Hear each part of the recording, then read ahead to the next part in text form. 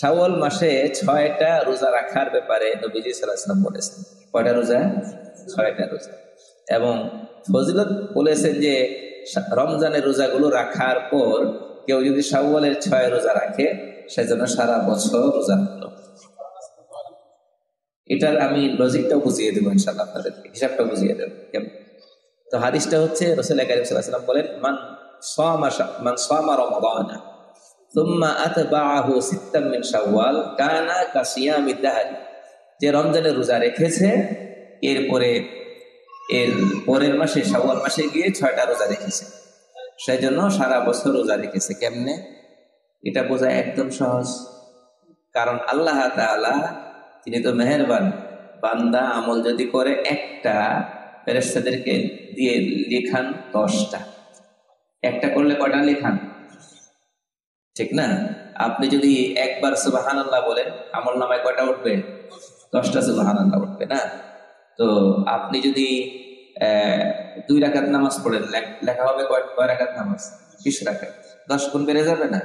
আচ্ছা, তো আপনি যদি 1 লক্ষ টাকা আল্লাহ রাস্তায় দান করেন লেখা হবে কয় লক্ষ? 10 লক্ষ।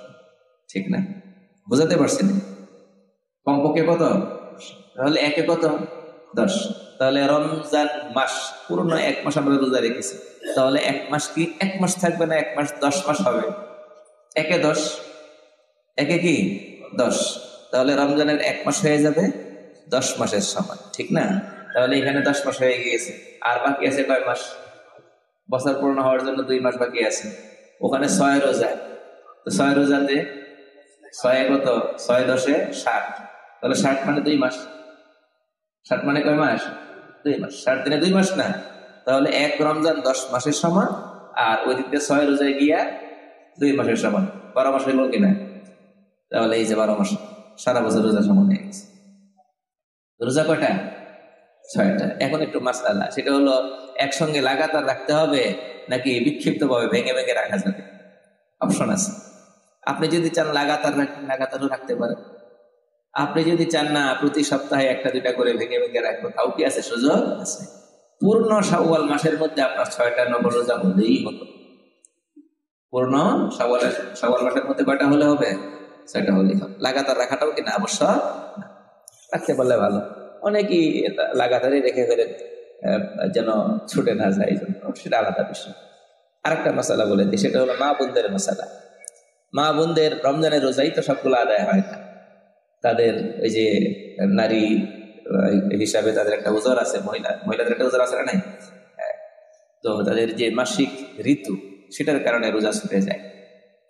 এখন তারা কি করবে?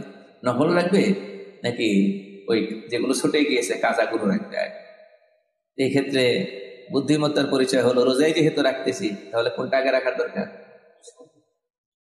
বোঝেন নাই? এটা কেমনে বোঝাই? আপনি আমার কাছে 5,000 টাকা পান, ঠিক আছে? এখন আমি আপনার সঙ্গে সাক্ষাৎ করতে যাবো, চিন্তা করলাম যেহেতু সাক্ষাৎ করতে যাইতেছি খালি হাতে গিয়ে হয় দেখি ওনারে ঈদকে সামনে রেখে 2,000 টাকা দিয়ে দিয়েছি। বুঝতে পেরেছেন? এমনি আমার কিন্তু উনি আমার কাছে কত পায়? 5,000 পায়। ওনার পাওয়ানো আছে 5,000, সেটা আমি দিলাম না। এমনি কি করতেছি? খামে করে 2,000 টাকা ঈদে খরচ করার জন্য হাতিয়ে দিতেছি। এটা যৌক্তিক কথা হলো নাকি? আমার আগে কোনটা করা কর্তব্য? যেটা পাওনা সেটা আগে আদায় করা কর্তব্য। 5,000-এর মধ্যে 2,000 দিয়ে দিলাম, আর 3,000 থাকলো, এটা পরে না হয়। এরপরে যদি আমি ওনাকে ঈদ খরচের জন্য দিই বা এমনি হাতিয়ে দিই, সেটা আগে। এই জন্য মা বোনদের উপর যেহেতু ফরজ রোজা কাজা রয়ে গিয়েছে, ছুটে গিয়েছে, তাদের উচিত হলো সেগুলো আগে রাখা। সেগুলো কি আগে রাখা। আর এখন প্রশ্ন থেকে যায় যে সেগুলো আগে রেখে আবার ওই 6টা নফল রোজা অনেক সময় সুযোগ নাও হয়ে উঠতে পারে নাকি? তো এই ক্ষেত্রে আল্লাহ তাআলা মানুষের অন্তরের অবস্থা জানেন, মানুষের সীমাবদ্ধতা, মানুষের দুর্বলতার কথা আল্লাহ জানেন কি জানেন না? বুঝতে পেরেছেন নাকি?